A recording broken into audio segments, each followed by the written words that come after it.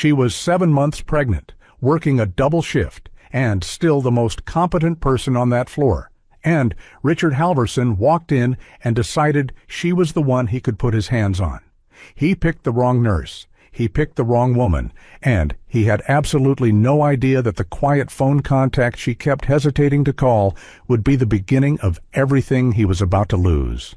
Just before we get back to it, I'd love to know where you're watching from today, and if you're enjoying these stories, make sure you're subscribed. The morning shift at Hargrove Medical Center began the way it always did. Too fast and too loud, with not enough hands and never enough time. The corridors on the 4th floor smelled like antiseptic and burnt coffee. And the fluorescent lights hummed that particular tune they always hummed when the HVAC system was working too hard. Nurses moved between rooms with that practiced efficiency, born not from ease but from years of learning how to keep going when your feet hurt and your back aches, and someone down the hall is calling your name before you've even finished answering the last call. Danielle Carter moved through all of it like she'd been born into it. At 28, she was compact and certain in her movements, the kind of nurse that patients trusted before she even spoke, because she carried herself like someone who knew what she was doing and wasn't going to pretend otherwise. Her scrubs were a soft navy blue, her natural hair pinned back neatly, and her belly, 7 months now, pressed gently against the fabric. She had modified her movements to accommodate it without thinking about it much, the way you adapt when something becomes part of your daily rhythm. She placed her hand on her stomach sometimes, just briefly, the way a person touches a sore shoulder to remind themselves it's still there. She had been on her feet since 6 that morning. It was now 10:30. Mrs. Bowman in 412 is asking for her pain medication again, said Keisha, one of the younger nurses, falling into step beside Danielle with the practiced urgency of someone who needed to offload information before it slipped. She's not due for another 40 minutes, Danielle said. Tell her I'll come talk to her.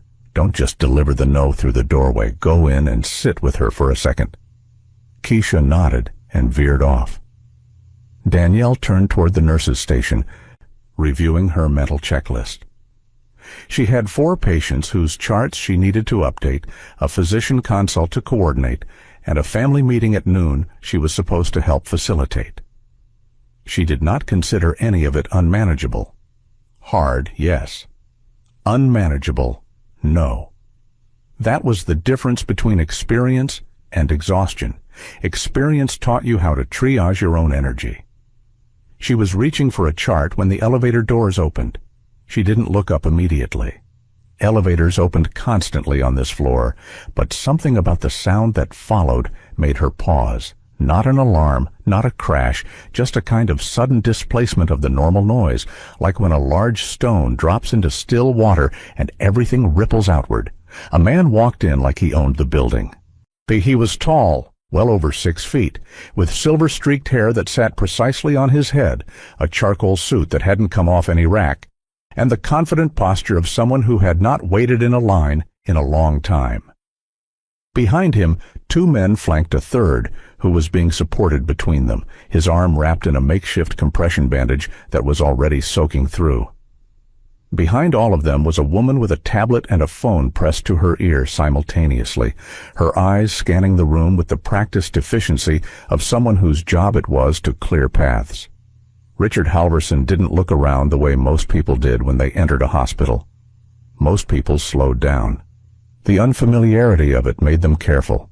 The smell, the sounds, the reminder of human fragility everywhere you turned. Our hospitals had a humbling quality that most people, even difficult ones, responded to involuntarily. Halverson walked in and immediately found the nearest person in scrubs, a young male nurse named Derek, and aimed himself at him like a projectile. "I need your trauma bay," he said. Not a request, a statement of logistics, the way you'd announce you needed an elevator. Derek blinked. "Sir, you'll need to check in at—" "I didn't ask you where I need to go. I told you what I need." Halverson turned to the woman with the tablet. "Pamela, call Dr. Voss." His cell. "Mr. Halverson," Pamela said carefully, with the practiced tone of someone who had been delivering the words, "I don't think to this man for years. I don't think they can bypass—" "Just do it." Danielle set down her chart and walked over. Not because it was strictly her job in that moment, but because Derek was looking slightly panicked, and the man's associate clearly needed medical attention. "Sir," she said, stepping forward with the calm, practiced authority she used when she needed someone to hear her before they did something counterproductive, "I understand you have someone who needs care. We're going to help him, but I need you to let us follow the admission process so we can do that correctly." Halverson turned and looked at her. He looked at her the way someone looks at a vending machine that's failed to dispense what they paid for, with irritation and a fundamental refusal to see it as having any will of its own. "And you are?" "Danielle Carter. I'm a charge nurse on this floor." "Good. Then you can move him to the front." "That's not how this works," she said. "His condition needs to be assessed first. If it's urgent, triage will reflect that, and he'll be seen immediately. But we can't bypass the process. It exists, so we don't accidentally make things worse." Something shifted in Halverson's expression. It wasn't anger exactly, not yet. It was something colder, the recalibration of a man who had just been told no and was deciding how to respond to that unusual occurrence. "Do you know who I am?" he said. "I do," Danielle said evenly. "And that doesn't change what I just said." A few nurses nearby had gone very quiet. A family walking past slowed their steps without meaning to. Halverson held her gaze for a moment and then let out a short sound that wasn't quite a laugh. "Get me someone else," he said. "Someone who understands how things work." "I understand exactly how things work," Danielle said. "I'd like to help you, but I need you to let me do my job." For a moment it seemed like he might let it go. He looked away, exhaled, and took a few steps toward the corridor that led deeper into the floor. Toward the ICU, Danielle realized. "Sir," she said, moving to step in front of him, "that area is restricted. You can't go in there." He stopped, turned, and then his voice dropped to something quieter, which somehow made it worse. "I have a cardiologist friend in this hospital, and I will have your job by the end of the afternoon if you say that word to me one more time." "I understand," Danielle said, "but the ICU access policy doesn't change based on who you know." Something cracked in his composure.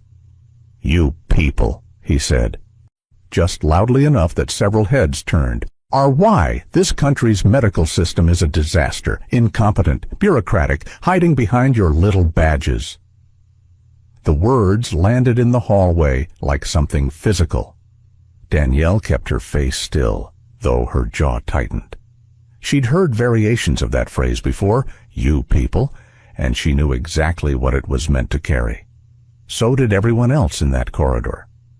"Sir, I'd ask you to keep your voice. Don't tell me what to do." He moved a step around her. She shifted to block him again, not aggressively, just firmly, the way you position yourself in a doorway. That was when it happened. His right hand came up and struck her across the left side of her face. It wasn't the most violent thing she'd ever seen in this hospital.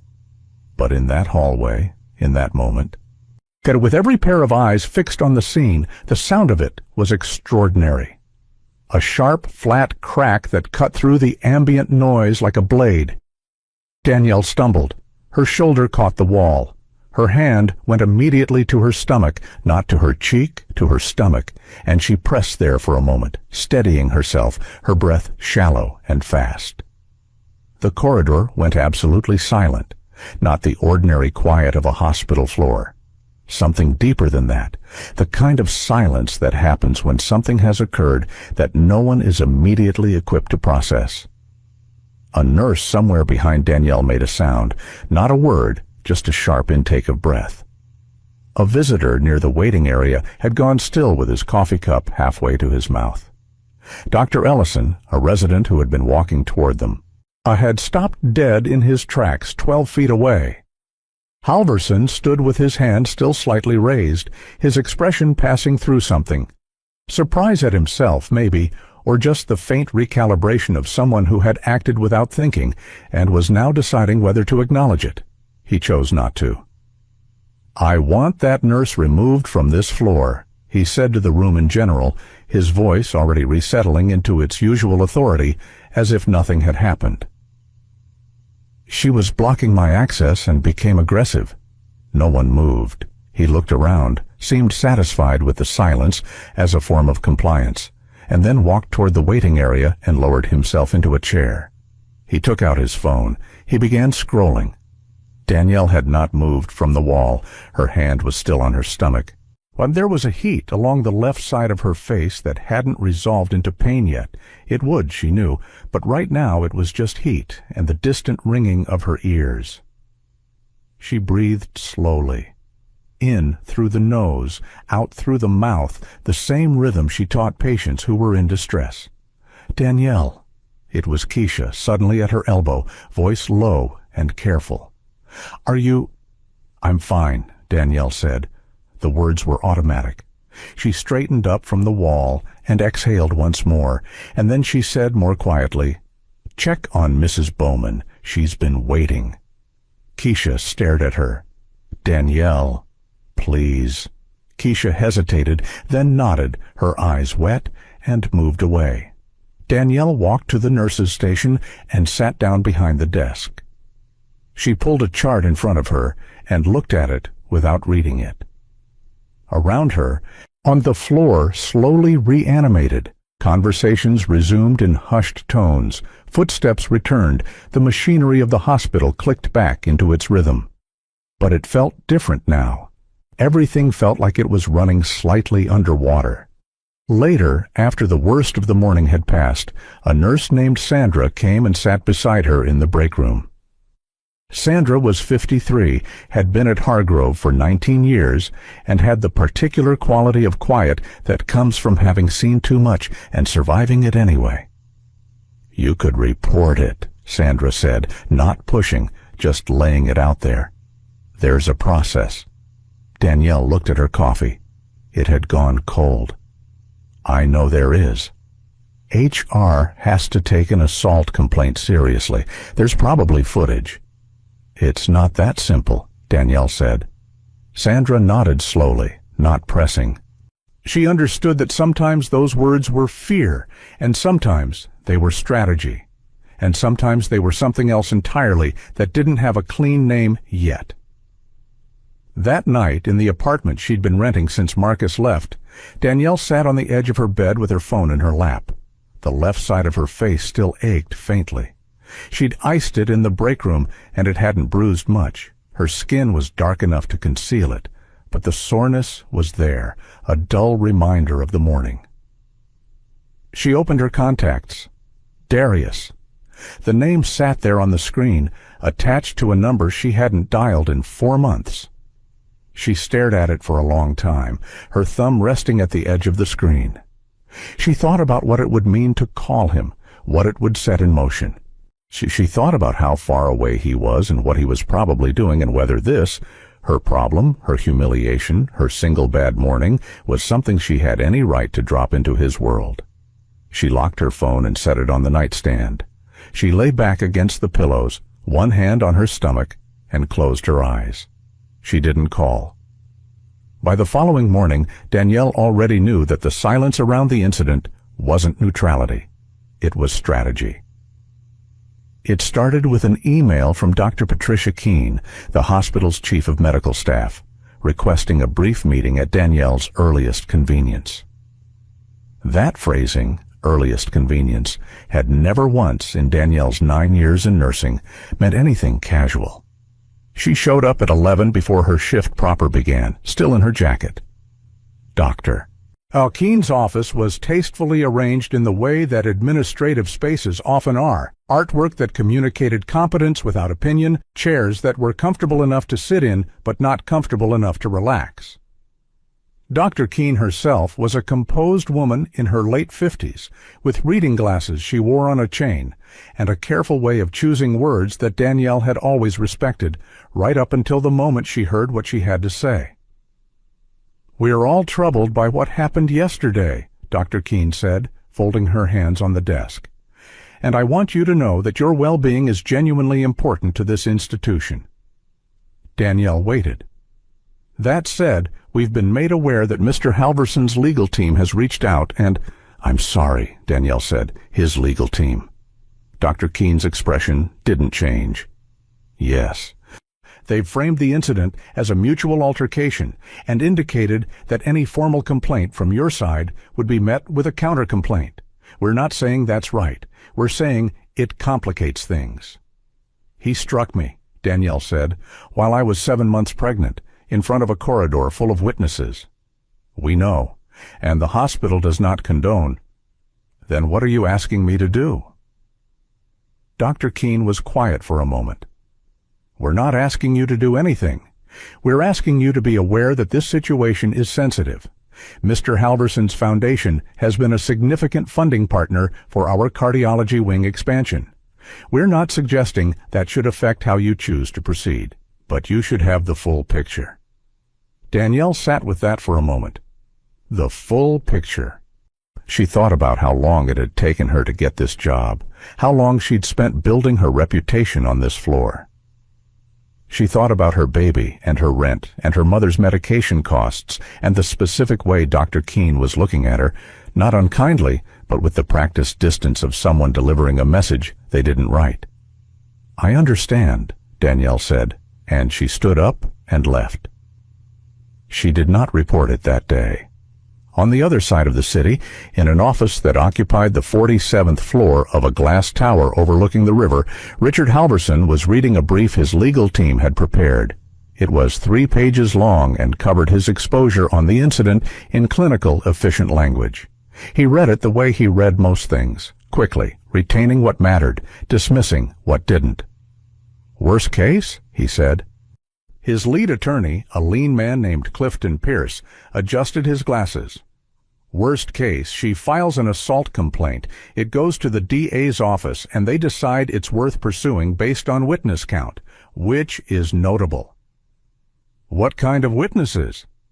"At least a dozen people were in that corridor, staff and visitors."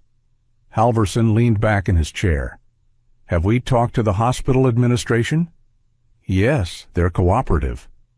"Good." He tapped the brief with one finger.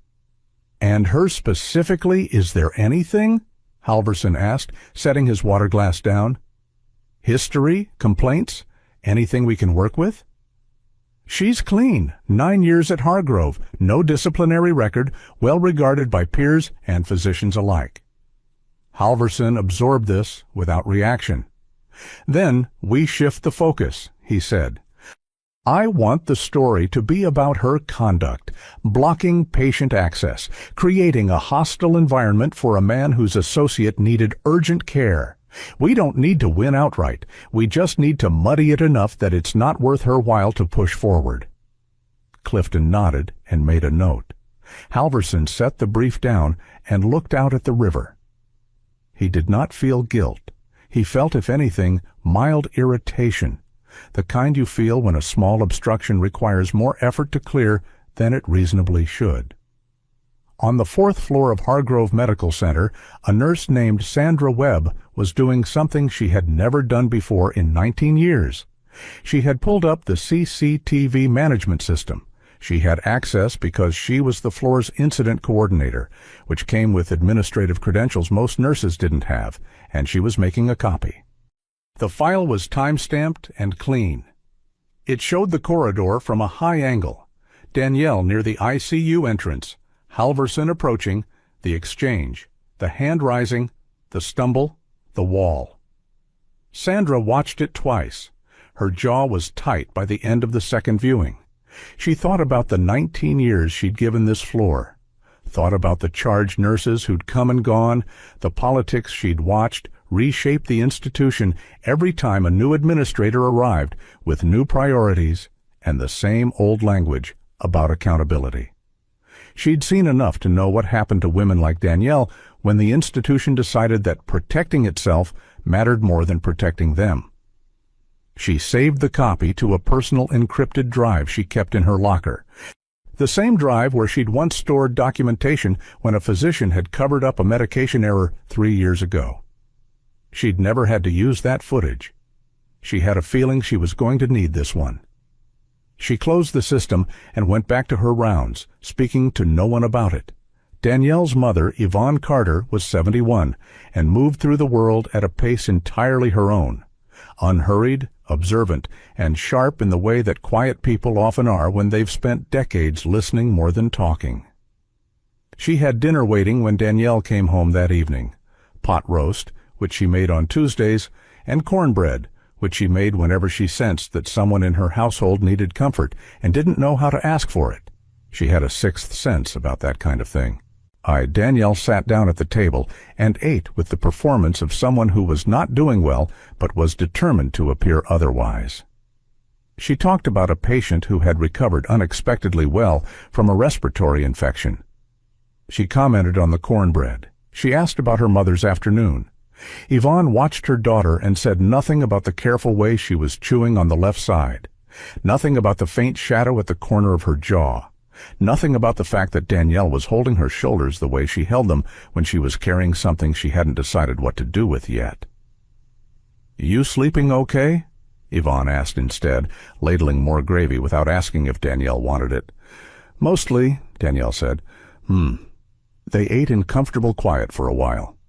The television in the living room was on at low volume, a nature documentary about migration patterns. "You know you don't have to handle everything by yourself," Yvonne said eventually. Her voice was casual, her eyes on her plate. "That's a thing people say, but I mean it specifically." Danielle looked at her. Her mother's face was turned slightly away, and Danielle knew that was deliberate, knew that Yvonne was giving her the option to receive it or deflect it without making eye contact the deciding factor. "I know, Mama," she said softly. She helped with the dishes afterward. She laughed at something her mother said about the documentary, something about how geese seemed to have more navigational sense than most people she'd worked with. She kissed her goodnight at 9:30 and went to her room. She sat on the bed and breathed slowly. The lamp on the nightstand threw a warm circle of light across the comforter. Outside, a car passed. A dog somewhere on the block barked twice and went quiet. The baby moved, a small, rolling pressure just below her ribs that she recognized now, its own little language. She'd been trying to learn it, the difference between a stretch and a kick, between restlessness and response. She pressed her hand there and felt the tightness in her lower back that had been building since the morning. Not the same as the morning before. She knew the difference between stress tension and something that needed clinical attention, but enough to make her take a slow inventory of how her body was doing. She was not okay. She would be, she thought, but tonight she was not. On Wednesday, Halverson came back to the hospital. He arrived under the pretext of following up on his associate's treatment, which was a legitimate enough reason. Gordon Merritt was still admitted, his arm having required surgical attention for a deep laceration. But Halverson moved through the hospital the way a man moves through a space when he wants everyone in it to know he's not afraid of it. He spent 40 minutes in Gordon's room, then walked the corridor. He spoke loudly at the nurse's station about the quality of care, making pointed observations about wait times and administrative efficiency. When a young resident tried to explain a protocol, Halverson interrupted him twice, and then walked away, mid-sentence. Danielle was not on the floor during most of this. She learned about it from Keisha, who described it with barely contained fury in the supply closet where they'd both retreated for a moment of quiet. "He walked past where it happened like it was nothing," Keisha said, like he wanted everyone to see him doing that, like he was saying, "Nothing happened here." "That's exactly what he was saying," Danielle said. "Somebody should—" "I know," Danielle said. "I know." She left the supply closet and returned to her patients. Dr. James Whitfield had been a hospitalist at Hargrove for 11 years and had developed over that time a reliable instinct for when something was wrong with the institution itself, not just with a patient, but with the building's invisible politics. He'd seen administrators cover for physicians. He'd seen funding influence triage protocols in ways that were never documented anywhere. He found Danielle near the end of her shift, pretending to review discharge papers at the far end of the nursing station. "How are you doing?" he asked, leaning against the counter at the appropriate not trying to crowd you angle. "Fine," she said. "I mean with all of it," he said. She looked at him. He was a tall man with a permanent slight worry crease between his brows and the particular sincerity of someone who'd stopped performing professional distance sometime around his 40th birthday. "I'm okay," she said, more carefully this time. "I want you to know," he said quietly, "that man has not been without consequences in other places. There's a physician at Memorial who filed a complaint 2 years ago about Halverson pressuring him to fast-track a family member's transplant evaluation. That complaint disappeared." Danielle was quiet. "I'm not telling you that to scare you," Dr. Whitfield said. "I'm telling you because you should know what you're dealing with, and because I don't think you should be dealing with it alone." "What happened to the physician?" Danielle asked. Dr. Whitfield's expression answered before his words did. "He left medicine." She nodded slowly. "Thank you for telling me." He straightened up, seemed about to say something else, then thought better of it and went back to his patients. That night, alone in the break room after everyone else had gone, Danielle pulled up the CCTV app on the break room's shared monitor. She knew the access codes. She was the floor's charge nurse, and the codes were for incident review. She found the timestamp and opened the file. She watched herself in the corridor. Watched the approach, the exchange, the hand. She had not seen it from the outside before. She had lived it from the inside, the heat, the stumble, the wall, the hand going to her stomach. Watching it from above and 20 feet away was a different experience entirely. From the outside, it looked like something that should have stopped the world. From the inside, she had somehow found a way to keep moving, which she now understood was both her greatest strength and the thing that people like Halverson counted on. It was brief. The whole thing was less than 90 seconds, and it was absolutely clear. She watched it 3 times. The third time, she felt something shift inside her. Something that had been sitting in the register of exhausted grief moved into something sharper. It wasn't rage, exactly. It was the thing that comes before a decision, the place where numbness gives way to clarity. She closed the application and sat for a moment. Then she took out her phone. She opened her contacts and found the name. Darius. Her thumb hovered over the call button. She thought about what it meant to call him, what it would pull him from, what it might cost him, what it said about her that she still felt the need to sort through those questions before she did the obvious thing. She pressed call. It rang 4 times. She was already pulling the phone from her ear, already cycling through the familiar justifications, the ones she'd been running since the morning it happened. He's deployed. He's focused. He doesn't need this. You can handle this yourself. You've always handled things yourself. She hung up. She sat with the deadline in her hand. The screen reflected her own face back at her. She put the phone in her pocket. She gathered her things. She turned off the break room light and walked back through the quiet hospital toward the exit. Outside, the air was cooler than she expected, mid-autumn cool, the kind that made the city feel briefly honest about what season it was. She stood on the sidewalk for a moment with her hand resting on her stomach, looking at the familiar street that looked, in this light, slightly unfamiliar. A bus rolled past a block over. A couple walked by on the opposite side, laughing about something, their voices bright and uncomplicated. She thought, not yet, but she also thought, but for the first time with any real weight behind it, with something that felt like resolve rather than resignation, something that felt less like endurance and more like the quiet outline of a different plan entirely. Soon. The envelope arrived on a Thursday.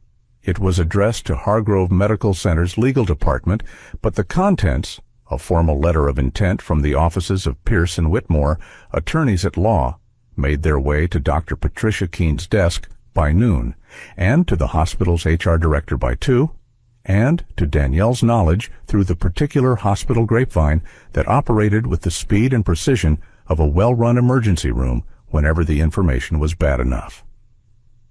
The letter didn't name Danielle directly. It didn't have to.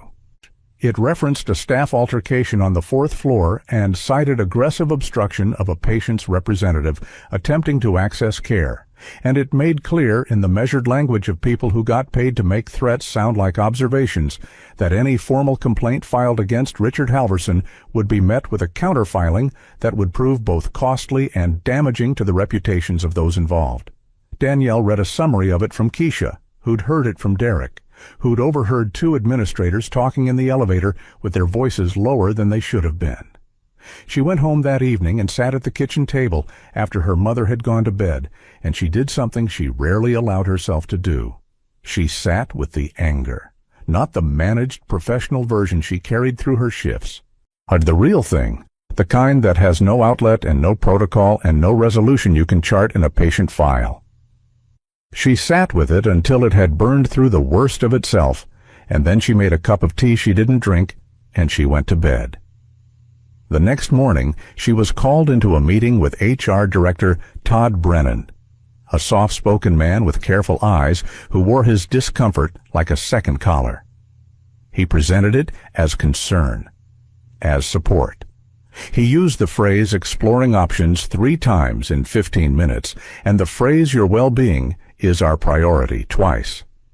What he was offering, beneath the careful language, was a settlement, a number that was probably meant to feel generous, a non-disclosure clause with specific carve-outs that looked reasonable until you read the fine print, and a paragraph that described the incident in neutral terms so scrubbed of specificity that it would tell nobody anything.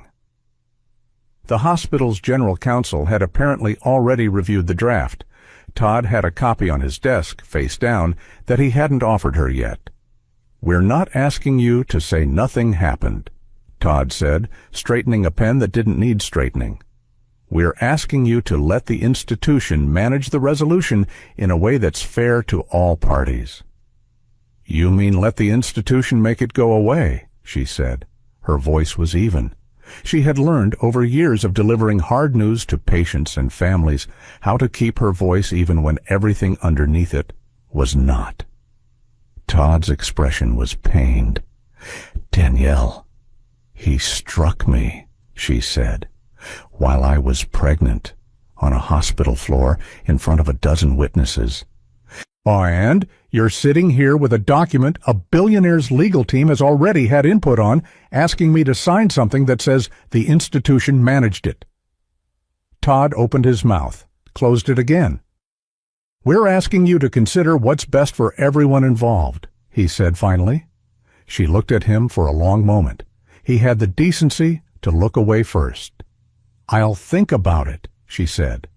She picked up her bag and left. She did not think about it. She had already made her decision sitting at that kitchen table the night before, though she hadn't named it yet. The settlement offer didn't change anything, it only clarified it. Sandra found her in the medication room just after noon. She didn't say anything at first. She just checked that the hallway was clear, closed the door partway, and held out a small USB drive between 2 fingers. Danielle looked at it. "Sandra, it's a copy," Sandra said. "Full corridor footage, time-stamped, nothing edited. I made it the morning after." She paused. "I wasn't sure you'd want it. I wasn't sure of a lot of things. But then I heard about the settlement offer, and I figured you should at least have the option to decide what to do with it yourself." Danielle took the drive. It was small and light, barely there in her palm. "You could lose your job for this," Danielle said. "I could," Sandra said simply. "But I've been a nurse for 19 years, and the reason I stayed that long is because I believed this place was worth staying for. If I let this get buried without doing something, then I don't know what I've been staying for." Danielle closed her fingers around the drive. "Thank you," she said. Sandra straightened up and moved toward the door. "I go home at 7. After that, I don't know anything about any USB drive." She glanced back once, and there was something in her expression that wasn't quite a smile, but held the same warmth. Then she was gone. The whispers started that same week. Danielle couldn't trace them back to a source, but she didn't have to. She recognized the architecture of them, the way conversations shifted when she walked into a room, the way a cluster of staff near the station dispersed a little too naturally, the way a physician she'd worked with for 3 years suddenly seemed to have trouble meeting her eyes in the corridor, finding something urgently interesting on his phone whenever their paths crossed. Someone was managing the narrative, not loudly. Loudly would have been easier to confront. You can respond to something direct. This was the quieter kind, the kind that moved through a workplace like a slow leak, filling spaces with doubt before anyone realized the water was rising. It was designed to make her seem like the problem, like the person who had created disruption, like the one whose emotion and refusal to accept a reasonable resolution was making everyone's lives harder. She caught a fragment of it on Friday from 2 nurses she didn't know well, speaking in the stairwell 2 floors below where they thought she was.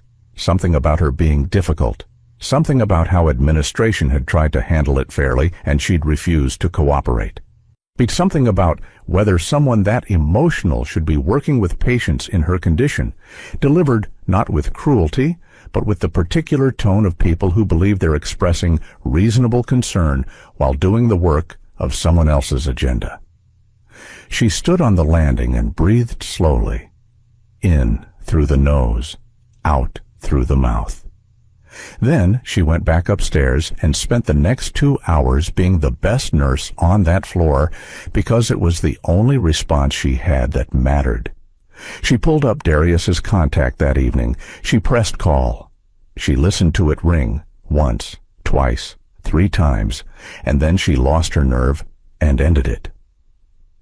She sat on her bed with the phone in her lap and her hand over her baby and made herself acknowledge out loud in the quiet of her room that she was scared, not of what Halverson would do, but of what calling Darius would mean, of dragging him out of whatever dangerous, purposeful life he was living and into hers, which suddenly felt very small and very complicated.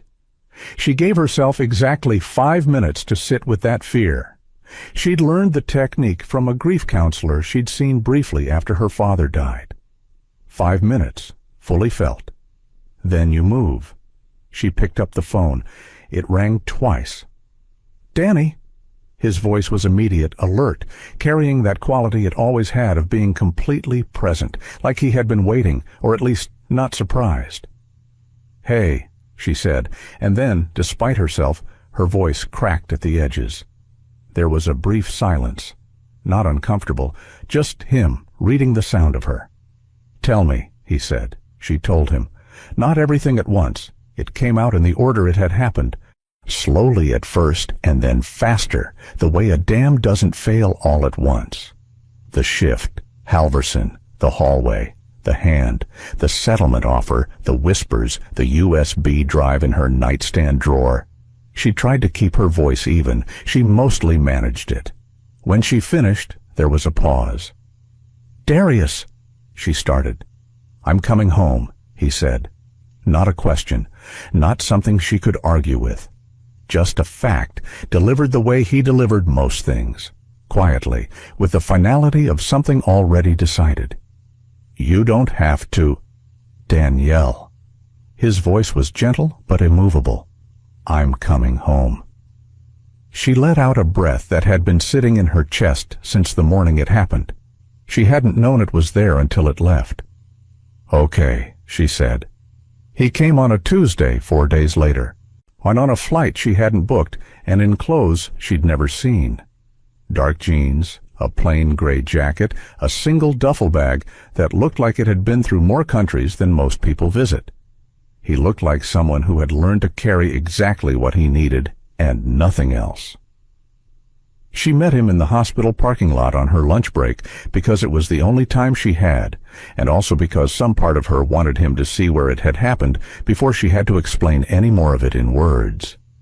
He got out of the rideshare and stood in front of her, and for a moment they just looked at each other the way siblings do when they haven't been in the same room for too long, taking stock, recalibrating, reading the ways the other person has changed without either of them meaning to. He looked older, not in a bad way. I'd in the way that people look when they've been somewhere that required everything of them and they came back having given it, steadier somehow, like weight that has been distributed more evenly. You look tired, he said. You look like you need a sandwich, she said.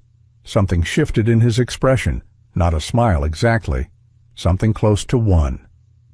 He pulled her into a hug carefully, one arm around her shoulders, his hand at the back of her head, the other arm just barely touching her back in deference to the belly between them.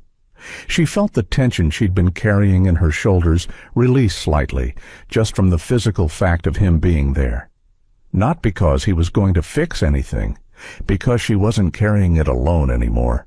They stood like that for a long moment. "Okay," he said when they stepped apart, and his voice was the same as she remembered, low, unhurried, carrying that quality of someone who had learned that you didn't need to fill silence to command it. "Walk me through it." He did not go to the hospital that first day. He spent the afternoon in her apartment at her kitchen table with a legal pad and her account of everything.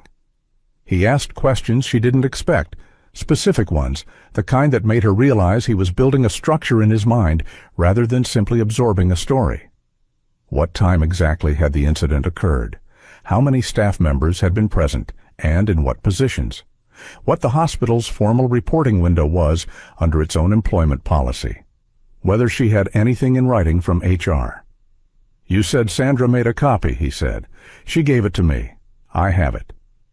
"Have you watched it all the way through? It not just the incident, the full file beginning to end?" "I watched the incident portion." "Watch the whole thing," he said. "Sometimes context matters." He wrote something on his legal pad. "And the nurse who gave it to you, Sandra, is she solid?" "She's the most reliable person on that floor." He nodded slowly. "I want to go to the hospital. Not today. I want to understand the layout first, the event schedule, who's there and when, how Halverson moves through the space." "He doesn't have a fixed schedule," Danielle said. "He comes when he feels like it." "People like him always have a rhythm," Darius said. "They just think they don't." He visited Hargrove for the first time on Thursday morning. During a window when Danielle was on shift and could give him a reason to be there, he was listed in the visitor system as a family member visiting Gordon Merritt's floor, which was technically adjacent and required no special clearance. He moved through the building the way he moved through most environments, unhurried, observant, taking up exactly as much space as necessary and no more. He had learned over years of working in places where reading an environment incorrectly had real consequences, how to look like he belonged somewhere without announcing it. He noted the exits, 4 on the main floor, 2 on the 4th, 1 service exit near the east stairwell that opened to the loading dock. He noted camera placements, solid coverage in the main corridor, a dead angle near the family waiting area. He's another near the elevator bank on the 2nd floor. He noted which staff members moved with the confidence of people who felt secure in their environment, and which ones carried the particular tension of people managing something they hadn't been given permission to talk about. He could tell the difference. He'd spent years in environments where that distinction mattered. He noted the corner where the corridor widened near the ICU entrance, where it had happened, and stood there for a moment, looking at the wall. The paint was unmarked. The floor showed nothing. The hallway looked exactly like every other part of the hospital. He stood there anyway. He said nothing about what he felt. He rarely did. On the way out, he passed the administration wing and paused outside a door marked Office of the Chief of Medical Staff. He checked his watch. He straightened his jacket, and then he knocked. Dr. Patricia Keene looked up from her desk with the expression of someone who did not appreciate unscheduled visitors and was preparing to say so. "My name is Darius Carter," he said from the doorway. "Danielle Carter is my sister. I was hoping to have a brief conversation." Dr. Keene studied him. Something in his bearing made her recalibrate before she spoke. The stillness of him, maybe, or the particular quality of his eye contact, which was direct without being aggressive, which somehow made it harder to dismiss. "Mr. Carter," she said carefully, "I understand this is a difficult situation for your family." "I'm not here to make it difficult," he said. "I'm here to understand what steps the institution is taking to protect a member of its staff who was assaulted on the premises." The word assaulted sat in the room.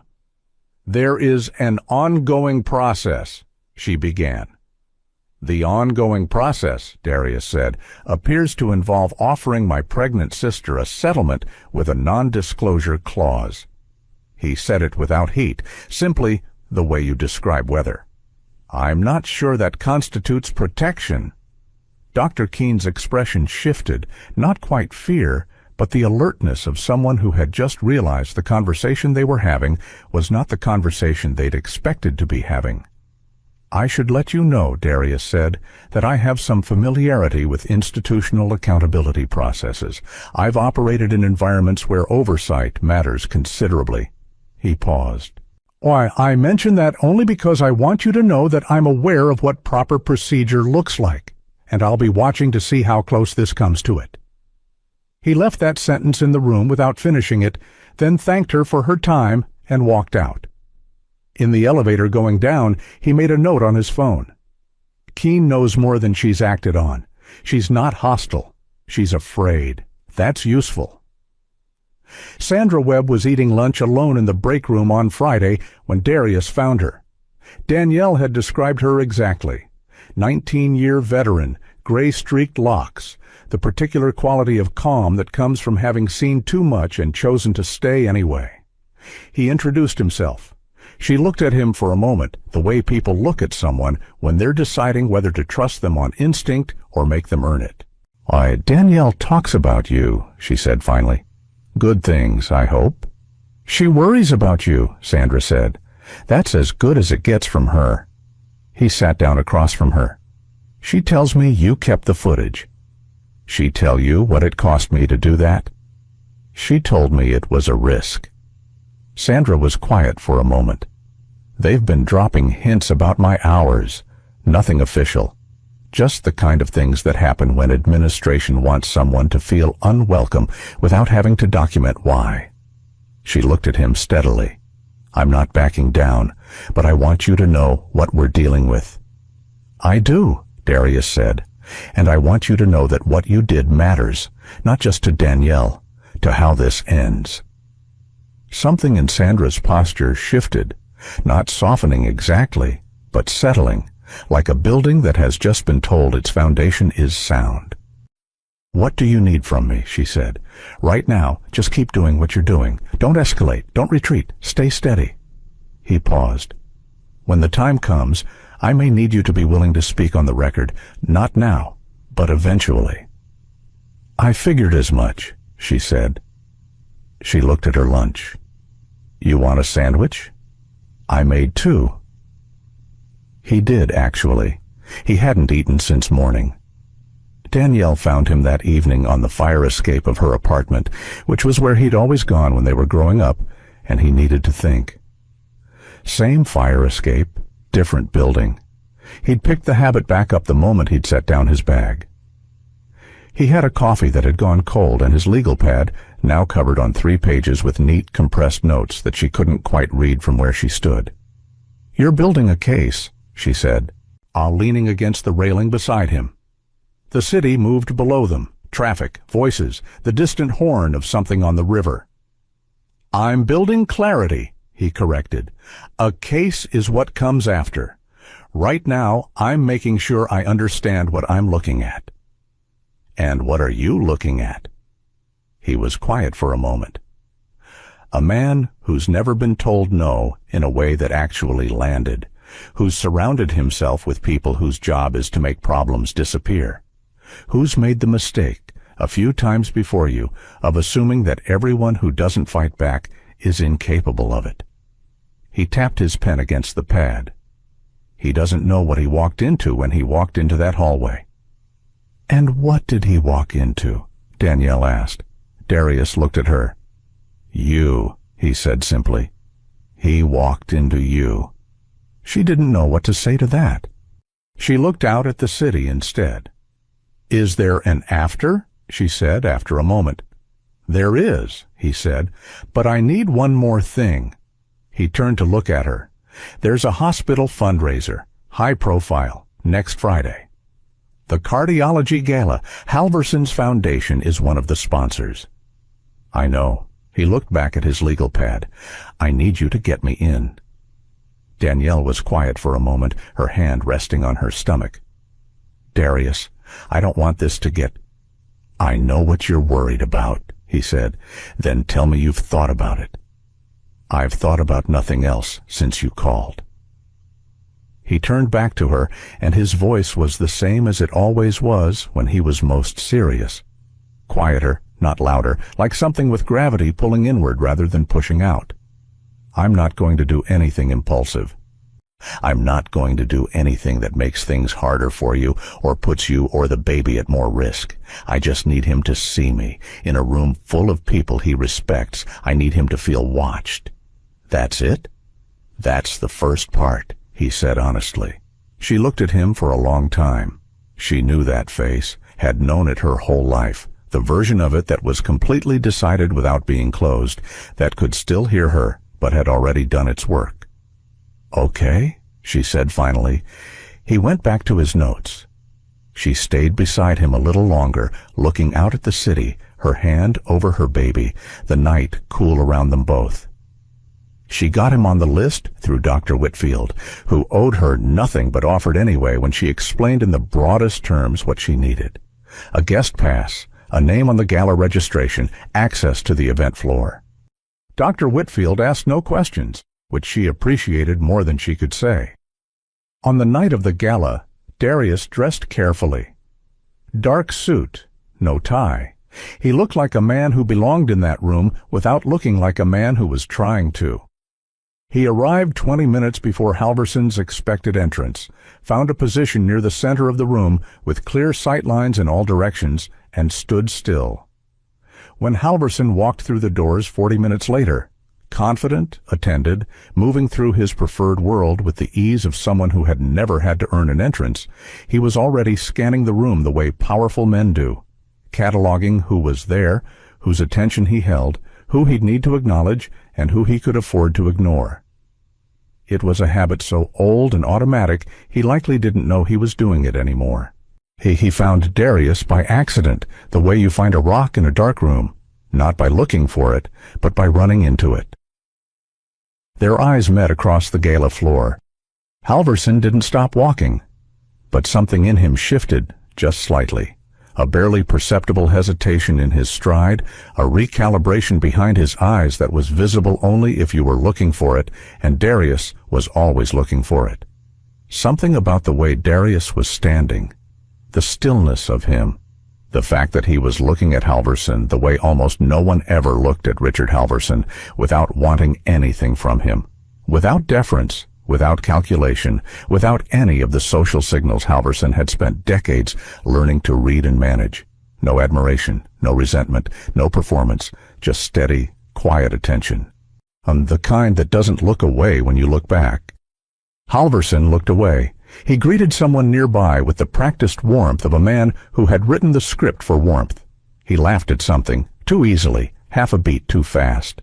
He moved toward the bar with the studied ease of a man performing ease for an audience that wasn't quite watching him the way he wanted to be watched. But he did not smile.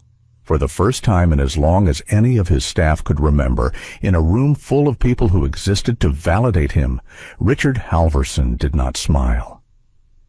Darius watched him and said nothing. He didn't need to. The evening had already done what he needed it to do. Across the room, Danielle stood near the east wall, her hand resting on her stomach, her eyes moving between her brother and the man who had put her against a wall and walked away like it was nothing. She watched Halverson not smile, and she felt, for the first time since it happened, something that wasn't fear or anger or exhaustion. She felt the balance beginning, slowly and quite deliberately, to shift.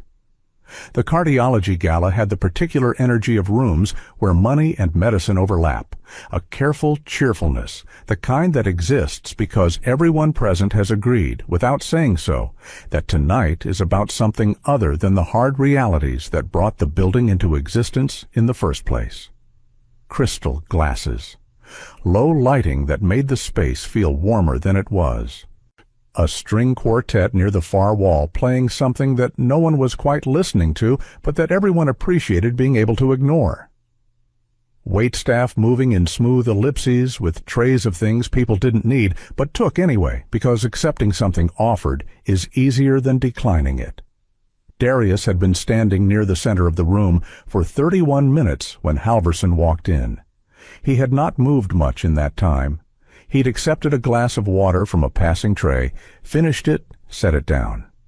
He'd spoken briefly to a cardiologist who'd introduced himself unprompted, a gregarious man who recognized Darius as someone who belonged there without being able to say why, and moved on when the conversation didn't offer him anything to hold. Darius had that effect on people in rooms like this one. But he looked like he had been to rooms exactly like this before, which was true, and like he had nothing to prove in them, which was also true. And those two things combined produced a quality that people in rooms like this found simultaneously reassuring and unsettling. They couldn't decide if he was someone they should know, and that uncertainty made them careful around him. He felt Danielle at the edge of the room before he saw her. A peripheral awareness, the same kind he'd developed over years of operating in environments where knowing where everyone was mattered. She was near the east wall, one hand resting on her stomach, her expression composed in that particular way she'd had since they were children, the face she put on when she was managing more than she let show. He kept his eyes on the door. Halverson entered with two people flanking him, not bodyguards, just the natural orbit of a man who attracted attendance. He was in a dark suit, his silver hair precisely in place, moving through the room's entrance the way he moved through every room, like the space had been arranged in anticipation of his arrival. He shook two hands in the first 30 seconds. He laughed at something before he'd even fully cleared the entryway. Then his eyes found Darius. It happened in less than a second, that particular recalibration that Darius had been watching for. Not alarm, not recognition, just the faint signal of a man whose instincts were telling him something his mind hadn't caught up to yet. Halverson's smile didn't vanish. It continued, carried forward by social momentum. But it lost something underneath, some of its ease, some of the automatic quality that made it look effortless. Darius didn't move. He simply continued to look at him. Halverson looked away. He greeted someone to his left, enthusiastically, leaning into the interaction with a warmth that was practiced but not entirely fake. He was good at this room. He had been working rooms like this for 30 years. He moved through the next 10 minutes with the competence of a man who knew exactly how to make himself the gravitational center of any space he occupied. But twice in those 10 minutes, his eyes came back to Darius, unbidden. And both times, Darius was already looking at him. It was not a staring contest. It was not aggressive. It was simply sustained, patient attention, the kind that doesn't perform itself, doesn't announce itself, just continues. Or the kind that powerful men almost never experience, because the people around them have learned that sustained attention directed at them without warmth is dangerous. Darius had no such calculation to make.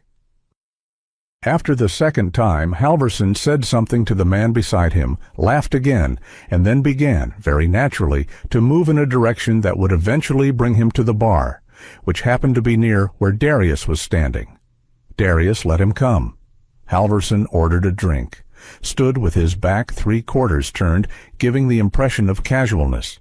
Then, without looking directly at him, as though the words were incidental, "You've been watching me since I walked in." "I have," Darius said. Halverson turned then. Up close he was physically imposing, broad through the shoulders, it with the particular confidence of a man who had never had a reason to make himself smaller. He looked at Darius the way he'd looked at Danielle in the corridor, like he was deciding what category to put him in. "Should I know you?" Halverson said. "Darius Carter," he said. "Danielle's brother."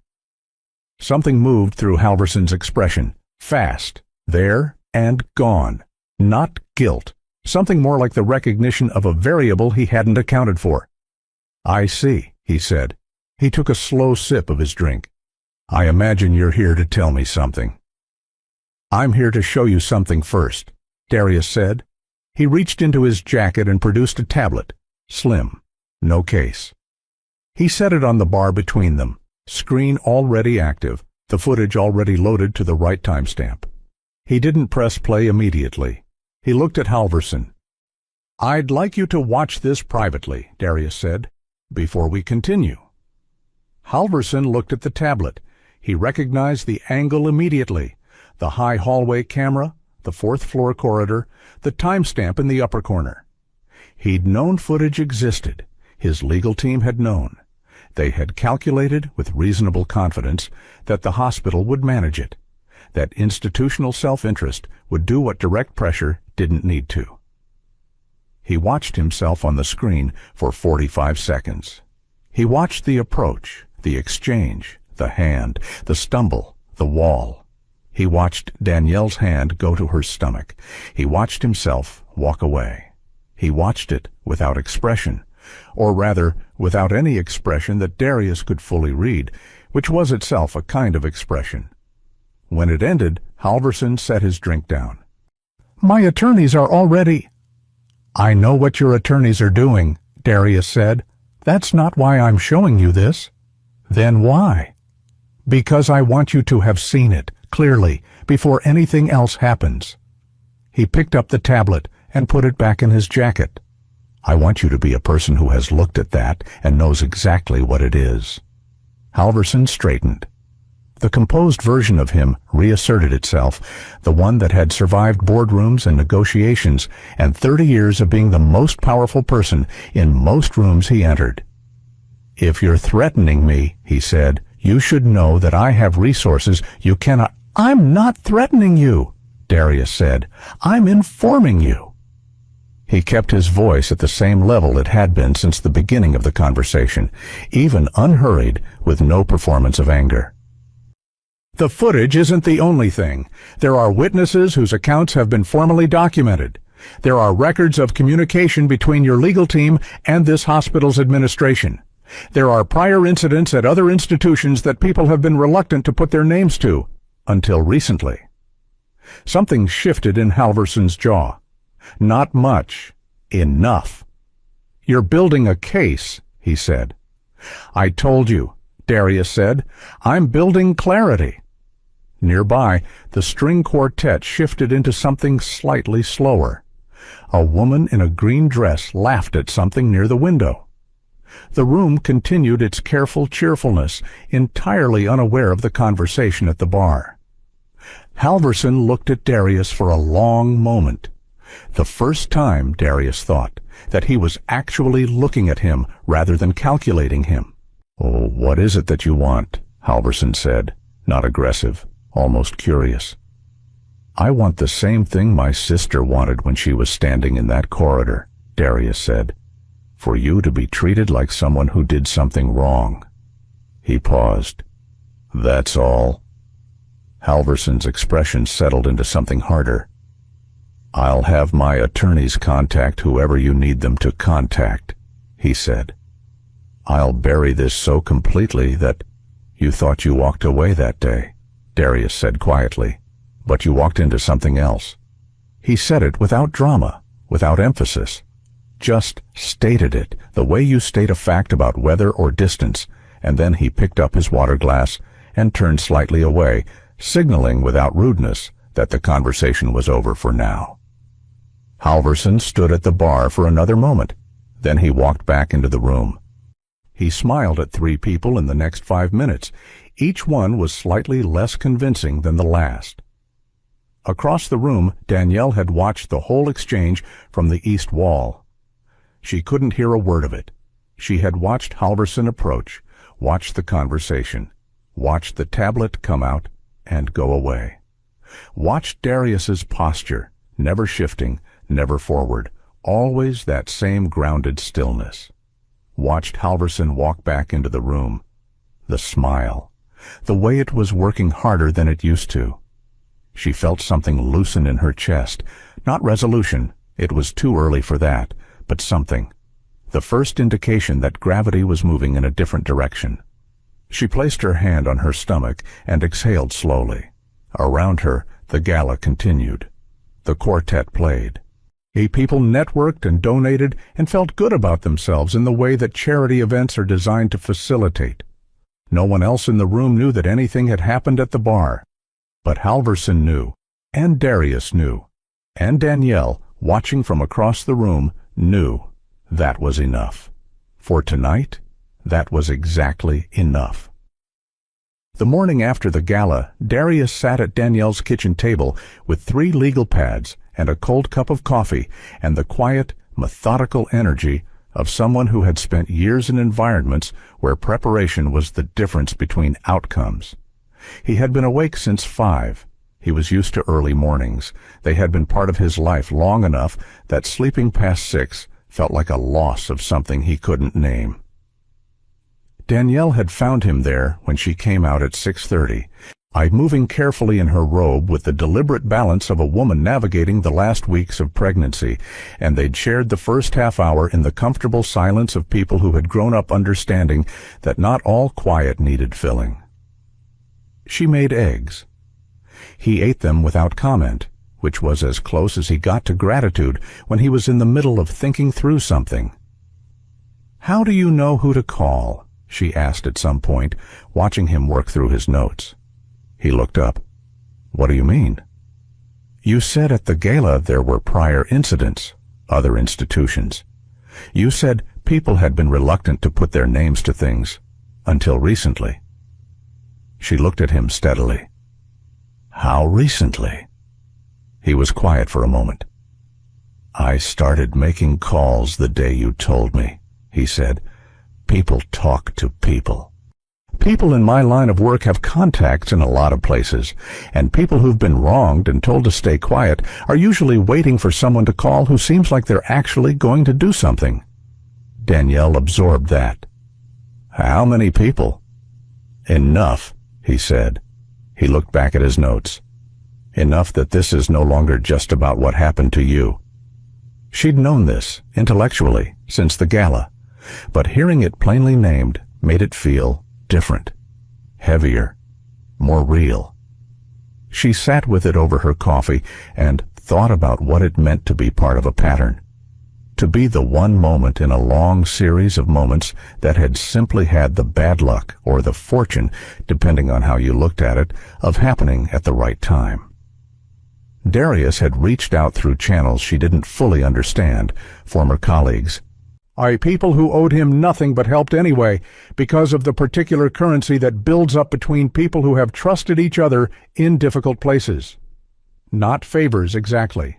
More like the recognition that some things are worth doing regardless of what they cost, and that people who have operated in environments where that principle is tested tend to identify each other quickly. One contact was a journalist at a regional outlet who had been sitting on a piece about Halverson's hospital contracts for 8 months, waiting for a human story to anchor it. The kind of story that has all its facts assembled, but can't move because facts without faces don't travel the same way. Another was a former administrator at a medical facility in another state who had documented Halverson's interference in departmental decisions over a period of 2 years and then been quietly pushed out with a settlement of her own, a number large enough to make silence feel like the practical choice. She had been reconsidering that choice for some time.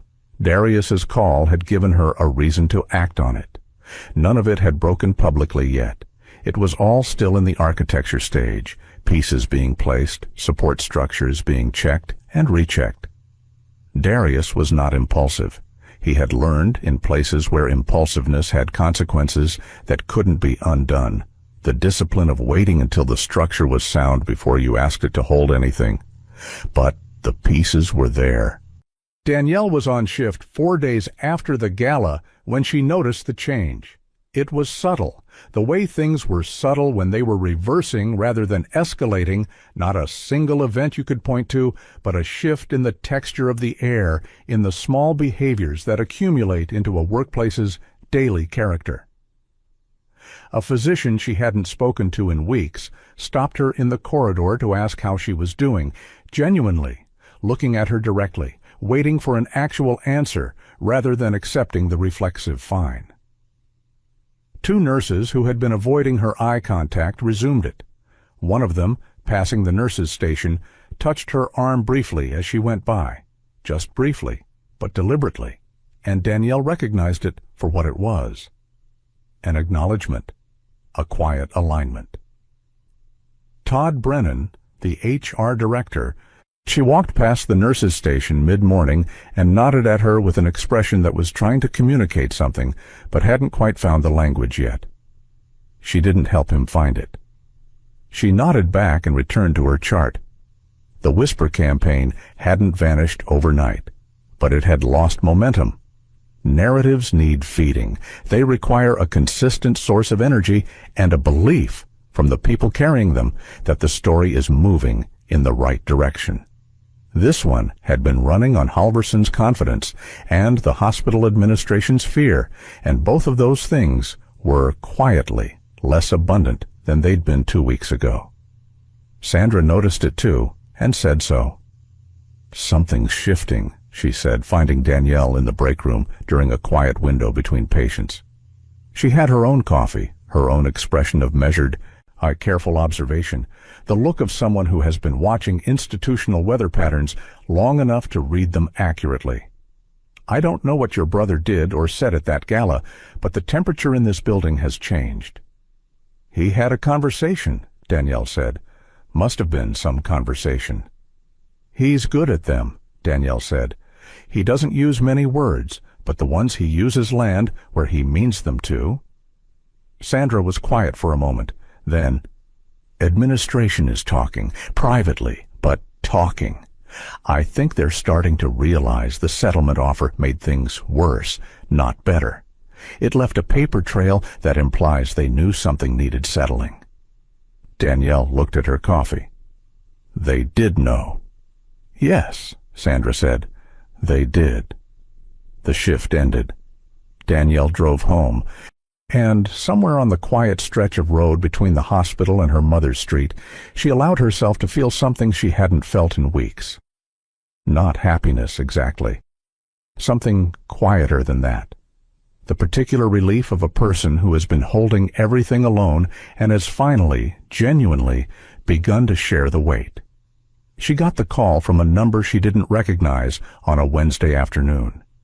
The voice on the other end was measured, professional, a woman named Carol Ashby, who identified herself as a journalist and explained briefly that she was working on a piece that touched on Hargrove Medical Center and its relationship with certain funding partners, and that she had come across Danielle's name in the context of a workplace incident. Danielle stood in her kitchen with the phone pressed to her ear and her free hand flat on the counter, steadying herself. "How did you get my name?" she said. "I can't say specifically," Carol said, "but I want you to know I'm not calling to put anything in print that you haven't consented to. I'm calling because I believe your account is important to a story that's larger than one incident, and I'd like you to decide whether you want to be part of telling it." Danielle was quiet for a long moment. "I'll call you back," she said. She hung up and immediately called Darius. "Was that you?" she said when he answered. A pause. "I made an introduction," he said carefully. "I didn't give her your number. I gave her a direction." "Darius?" "She's credible," he said. "She's been working on Halverson's contracts for 8 months. She has documents. She has former employees on record. What she doesn't have is what happened at the hospital, the human part. He paused. You don't have to talk to her. This works either way, but if you want your voice in it, your actual voice, she's the right person to talk to.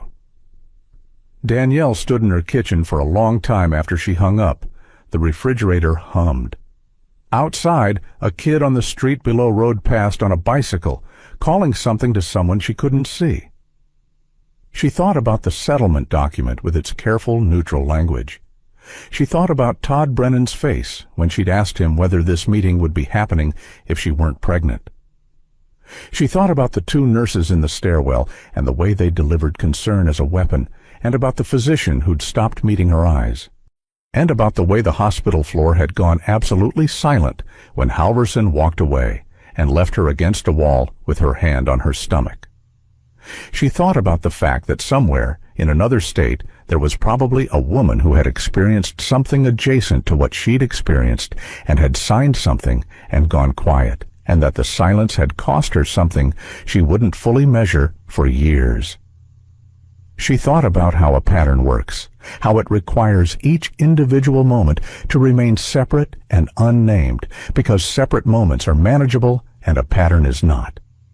She was tired. She was 32 weeks pregnant. Her feet hurt and her back hurt, and she had a shift in 14 hours.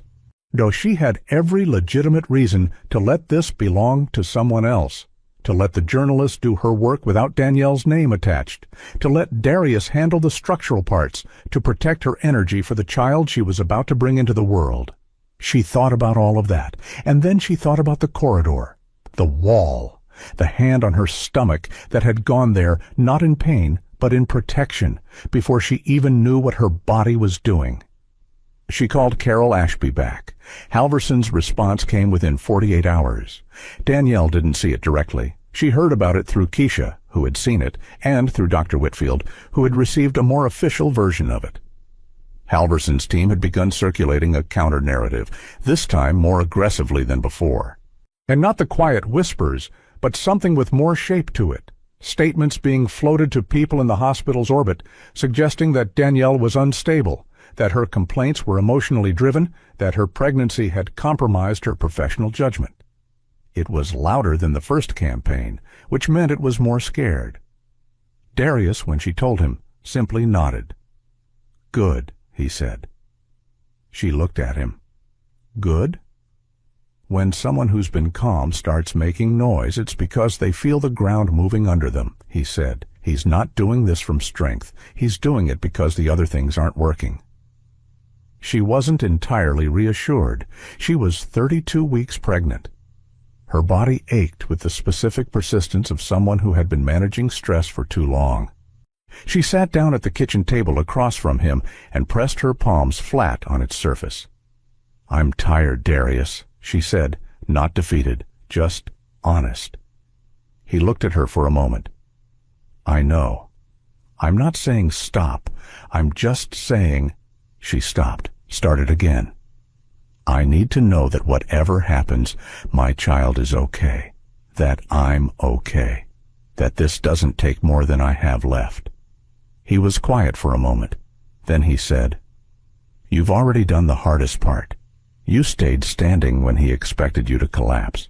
You kept your job and your patience and your reputation when he tried to take all three.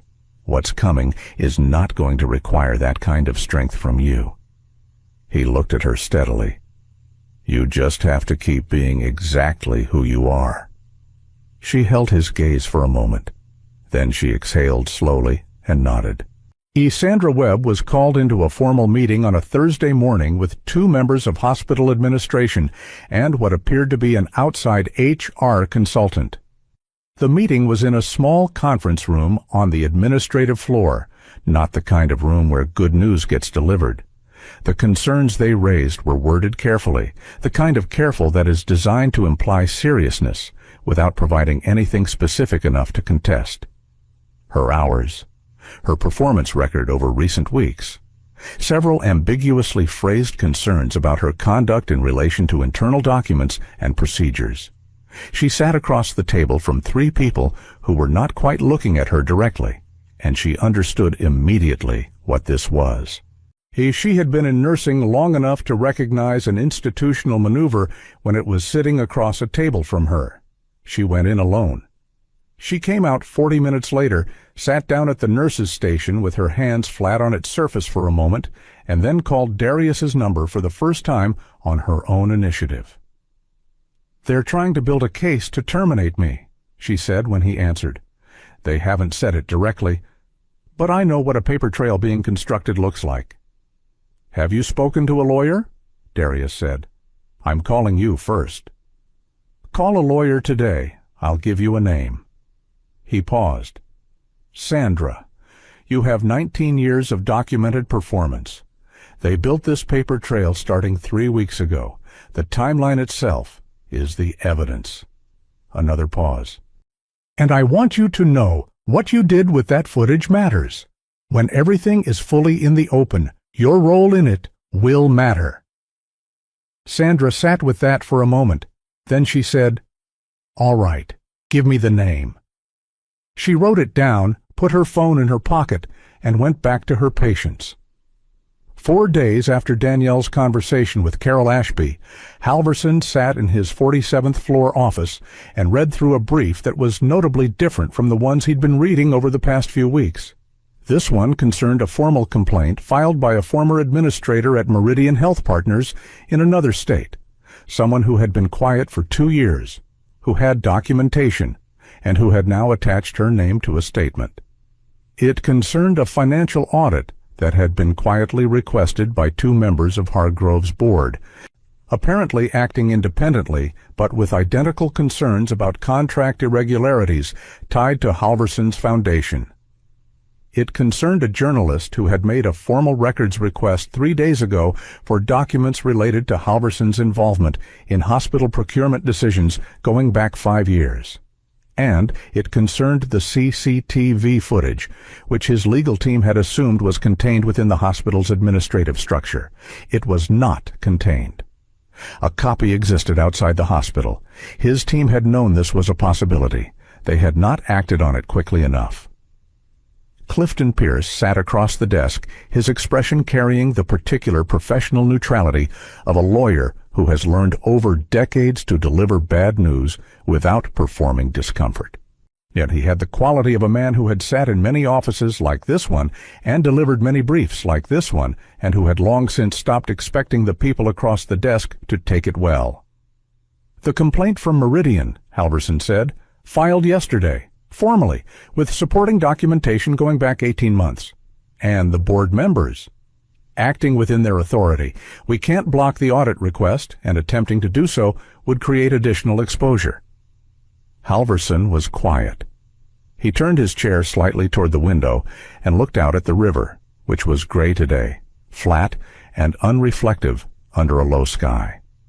The kind of river that looked permanent, unmoved by what happened on its banks. He thought about the man at the bar, the stillness of him, the way he'd said, "You walked into something else." At the time, B. Halverson had filed it as the posturing of a protective relative, someone with emotion and no architecture behind it, someone who could be managed the same way everything else had been managed. He understood now that it had not been posturing. The architecture had been there from the beginning. He simply hadn't been able to see it. "What's our exposure?" he said. Clifton paused before answering, which was itself an answer.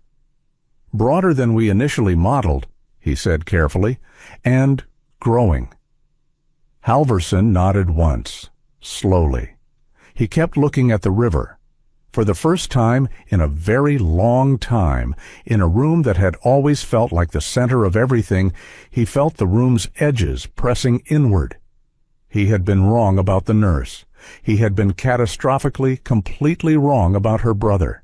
And somewhere below him, in a city that was continuing entirely without his permission, the consequences of both mistakes were moving through their natural course, methodical, unhurried, entirely beyond his ability to contain.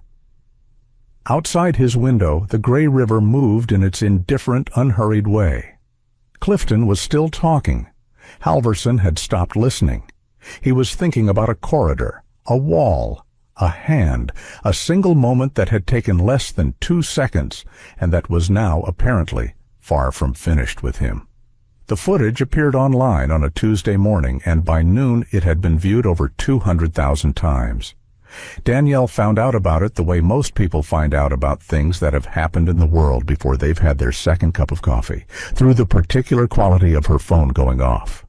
Not the ordinary cadence of morning notifications, spaced and manageable, but something more clustered, more insistent. The kind of pattern that means multiple people have seen something at the same time and reached for her name. Keisha called first, her voice high and fast, words tripping over each other. Then Dr. Whitfield sent a message with a link and 3 words. It's out there. Then Sandra, 2 minutes after that, with a message that said only, "Are you okay?" Then her mother appeared in the kitchen doorway, with her own phone held up, face turned toward Danielle, expression impossible to fully read at that distance, but carrying something that landed somewhere between alarm and something older. The expression of a woman who had been watching her daughter carry something heavy and was watching the weight finally begin to move. Danielle sat down at the kitchen table and watched it. She had seen it before, of course. She had watched it alone in the break room on the hospital monitor. She had watched it at home on her laptop, the light from the screen, the only light in the room. She knew every second of it, the approach, the exchange, the hand, the stumble, the wall, the way her own hand had gone to her stomach before her face had registered anything at all. But watching it in this context, with a view counterclimbing in real time, with comments populating beneath it from people who hadn't been there and were reacting to what they saw with the unfiltered immediacy of strangers, was a different experience. It was no longer hers alone. It had entered the larger world, and the larger world was answering. She felt strangely calm, not detached, not numb, just settled. Like the part of her that had been bracing for this moment could finally release, because the moment had arrived and she was still standing, and the ground beneath her had not changed. She didn't know who had released the footage.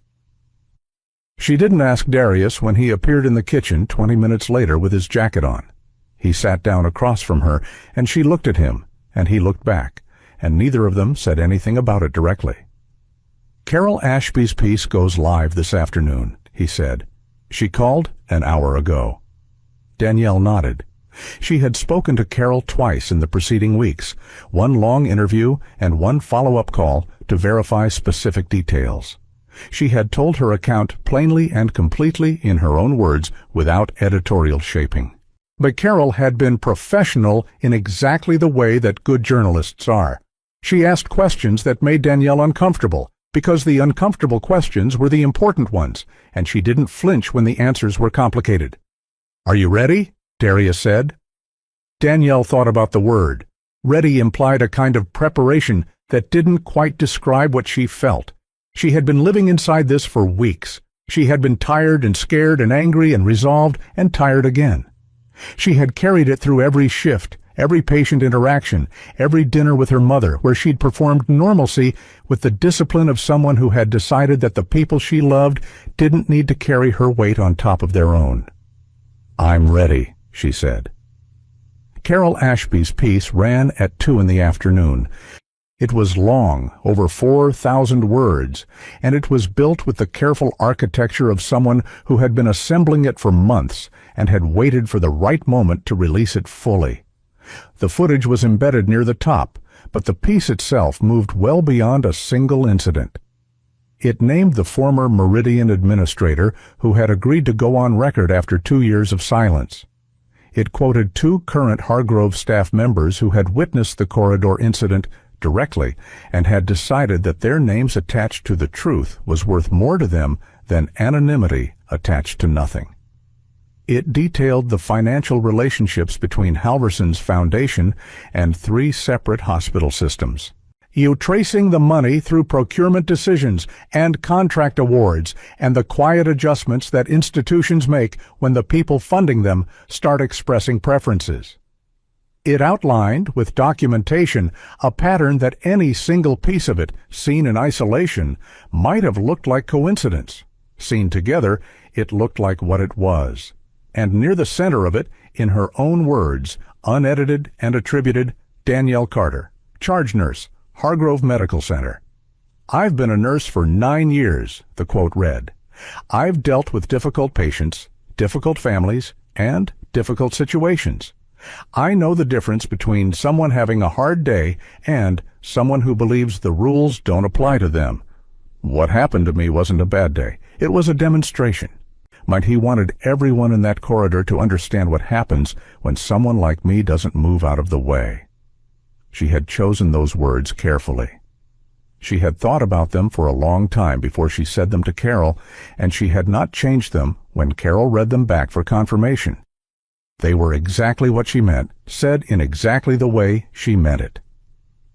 The piece spread through the afternoon across channels Danielle didn't track, into conversations she wasn't part of, into offices and break rooms and comment sections where people she would never meet were forming their own responses to something she had lived.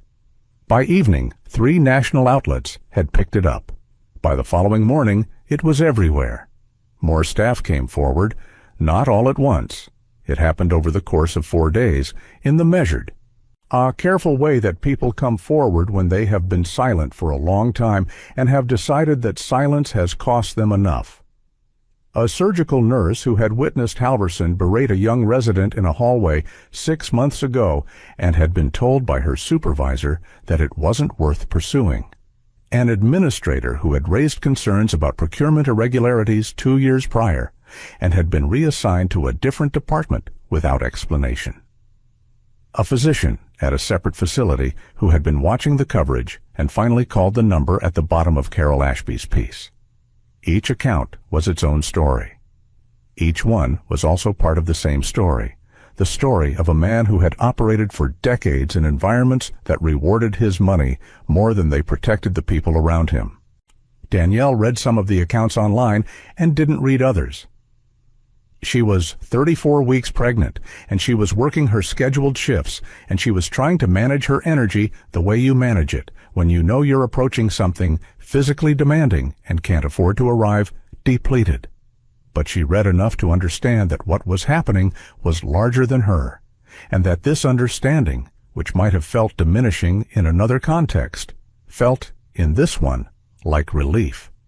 Like she had been carrying a stone and had set it down and found that other people had been carrying pieces of it all along.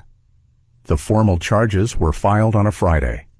Not dramatic ones, not the exaggerated version of justice that exists in films, where everything resolves in a single decisive moment, with a speech and a verdict and a door closing loudly behind someone.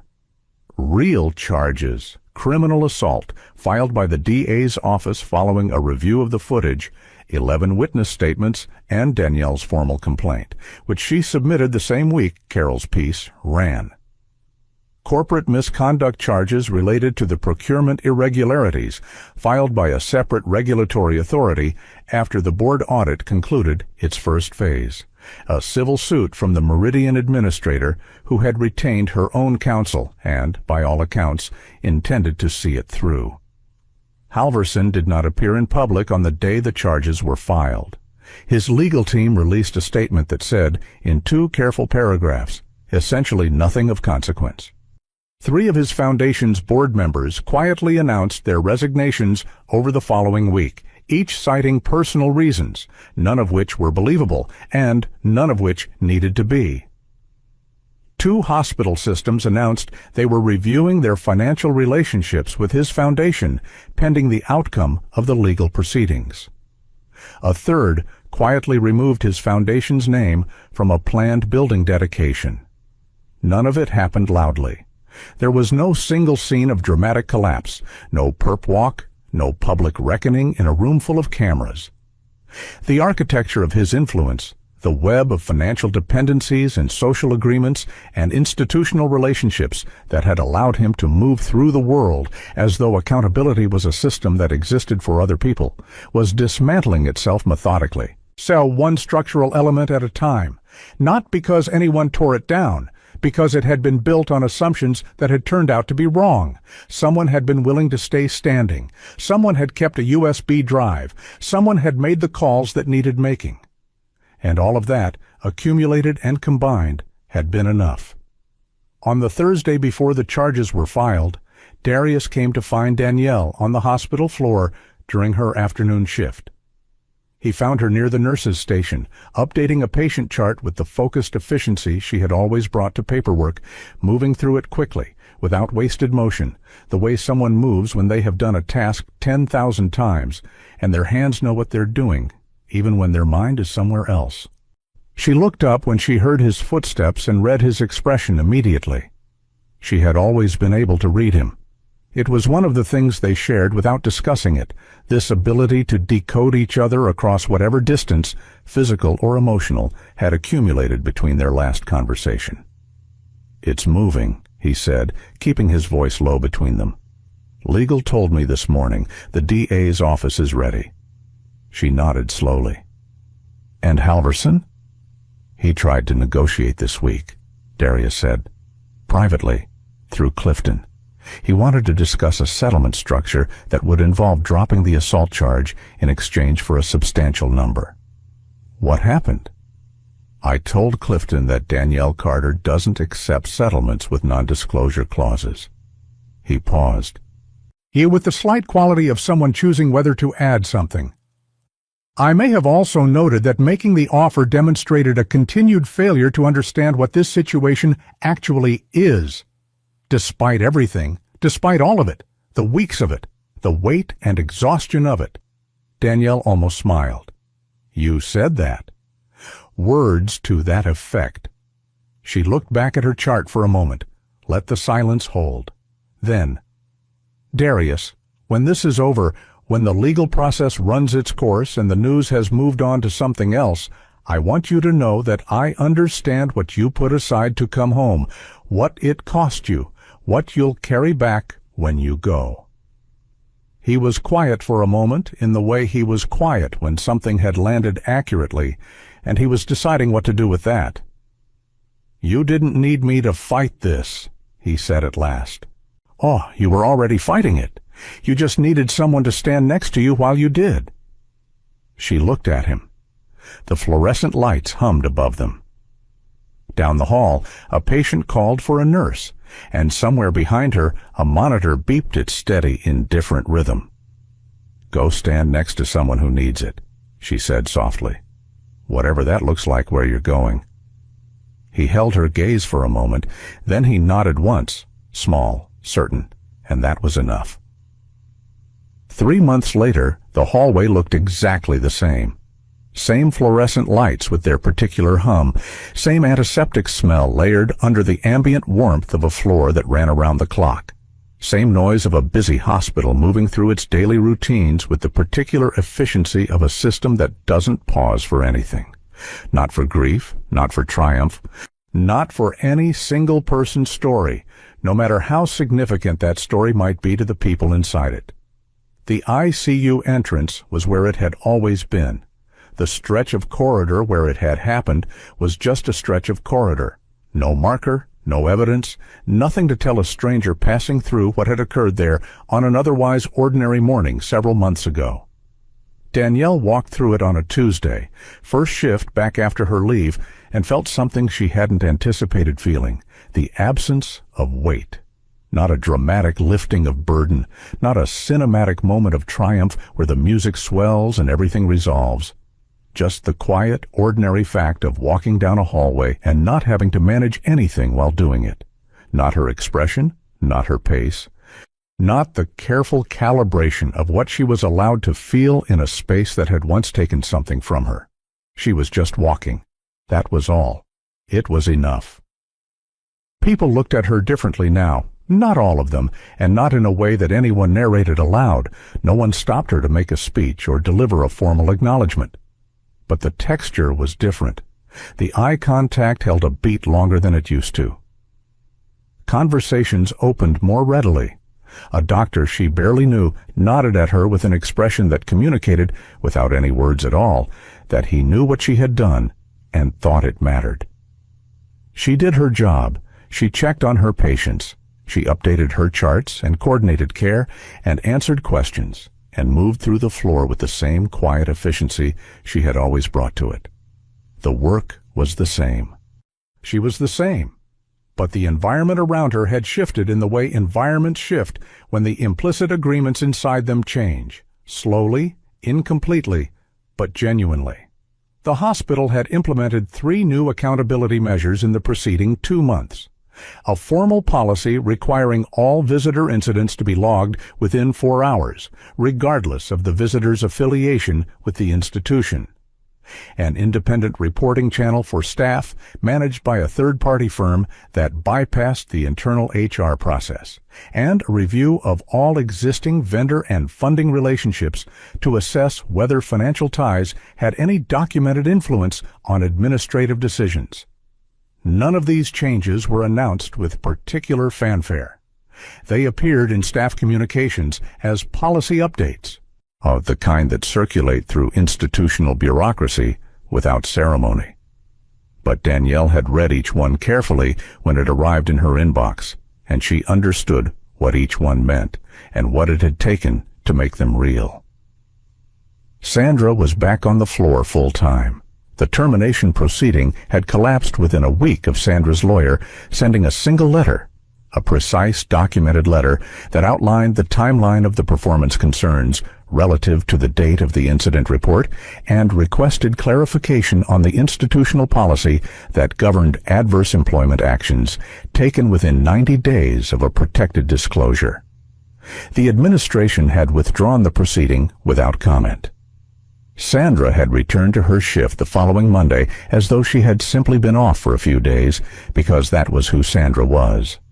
She found Danielle near the medication room on her first day back and said, without ceremony, "You look good." "You look better," Danielle said. Sandra looked at her for a moment. "It was the right thing," she said, not triumphantly, just as a fact she had settled with herself some time ago and was stating plainly. "It was," Danielle agreed. They went back to their patients. Darius left on a Saturday morning, 6 weeks after the charges were filed. He came to the apartment the night before with takeout from the place on Fenton Street that Danielle had been craving for 3 weeks and that he'd remembered without being told, because that was the kind of attention he paid to things when the people he loved were involved. He didn't make a production of it. He just set the bags on the counter and started unpacking containers while their mother asked him questions about where he was going, and he deflected each one gently, with the practiced ease of someone who had been doing exactly that for years and had learned to do it in a way that didn't feel like a door closing. After dinner, the 3 of them sat in the living room with the television on at low volume, doing nothing in particular. Yvonne with her knitting, Darius with a book he wasn't really reading, Danielle with her hand resting on her stomach, and the ordinariness of it was something she wanted to hold on to. Later, after their mother had gone to bed, Danielle and Darius sat on the fire escape with the city below them in its nighttime configuration. Quieter sounds, different light, the same steady continuity it always had. Are you scared?" she said. She meant about where he was going. She didn't say that directly because she never did, and neither did he.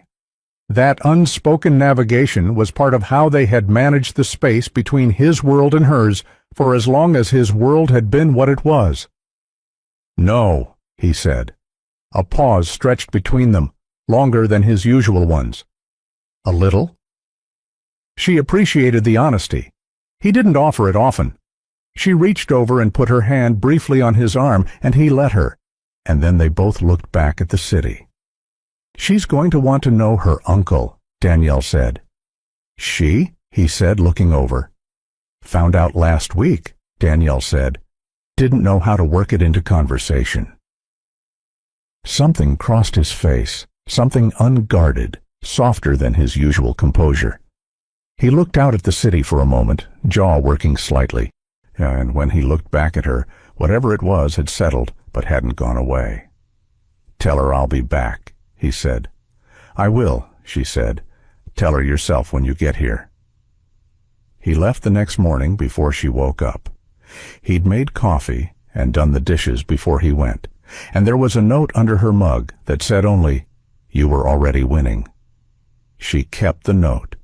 Hargrove Medical Center's annual report, released 6 weeks later, included a brief section under institutional accountability, noting that the hospital had cooperated fully with all relevant investigations and had implemented new staff protection policies in response to an internal review. It did not name anyone. It did not describe what had happened in any detail that would allow a reader to reconstruct it. But it was there, in print, in a document that went into the permanent record of the institution. Richard Halverson's name appeared in a different kind of document that same month, a court filing listing the formal charges, the evidence of record, and the names of the witnesses who had agreed to testify. His legal proceedings would take time. They would be complicated and contested, and there would be months ahead where the outcome was uncertain. That was the nature of real consequences. They were not clean, they were not fast, but they had begun, and they were real, and they were not going away. His foundation's charitable giving for the year was down 63%. 3 board members had resigned. The cardiology wing expansion at Hargrove had been quietly restructured to remove his foundation's name from the lead donor position. He still had resources. He still had his legal team. He had a great deal less than he'd had 6 months ago, and less still than he'd had on the morning he'd walked into a hospital and decided that the rules applied to everyone except him. Danielle's daughter was born on a Thursday morning, 7 weeks after Darius left. The labor was long and complicated in the way that things are sometimes long and complicated without becoming catastrophic, which is its own kind of grace. 17 hours. There were moments in the middle of it where Danielle's body felt like something entirely outside her control, which was, she would think later, a strange experience for someone whose professional life had been built around managing difficult physical situations with calm and precision. But being on the other side of it was humbling in a way that she filed away to think about more carefully when she was less exhausted. Her mother was in the waiting room the whole time. Danielle knew this without being told, the same way she'd always known when Yvonne was nearby, a particular quality of presence that didn't need to announce itself. One of the nurses on the delivery team was someone Danielle had trained alongside years ago, and the familiarity of her face across the room was a comfort in the way that familiar competence always is when you are at the absolute edge of your own. When it was over, when the room had settled into its quiet aftermath, and the weight had been placed in her arms, small and warm and impossibly present, Danielle looked down at her daughter for a long time without speaking. She had her father's mouth. She had Danielle's eyes, dark and wide and looking at the world with the calm alertness of someone who has just arrived and is already paying careful attention to what they've found. She wasn't crying anymore. She was looking, taking stock, recalibrating. Danielle had the thought, briefly and without sentimentality, that her daughter was going to be just fine. She thought about the corridor, the wall, the hand that had gone to her stomach before she'd even processed what had happened, the instinct to protect something that hadn't yet arrived in the world. She had protected her. She was here now. They both were. Danielle held her and breathed slowly, in through the nose, out through the mouth. The same rhythm she taught patients in distress. It turned out it worked just as well for everything else. Her mother came in 20 minutes later and stood in the doorway for a moment, one hand pressed to her mouth, before she crossed the room and sat down on the edge of the bed and looked at her granddaughter with an expression that contained more than any words Danielle could think of to describe it. They didn't speak right away. They didn't need to. On the nightstand beside the hospital bed, Danielle's phone lit up briefly with a message from a number with an international prefix. No words, just an emoji, a single small star. She saw it and smiled. Weeks later, walking the same corridor where it had all begun, Danielle moved through the familiar noise and light of the hospital floor and felt herself simply present in it. Not managing it, not bracing against it, just working in it the way she had always worked, with the same competence and the same care and the same quiet refusal to be less than what she was. She paused at the nurse's station to pick up a chart. Someone had taped a small note to the edge of the monitor, not official, just handwritten, in the rounded cursive of someone who'd left it without signing it. "You changed something here," it read. "Thank you." She looked at it for a moment, then she tucked it into her pocket, picked up the chart, and went to her patient. Some people think power is loud, but the strongest kind, the kind that lasts, never breaks. When someone with power raises their hand against someone they think is powerless, what does it say about us if we look away? If this story moved you, hit like and subscribe for more stories that remind you what real strength actually looks like.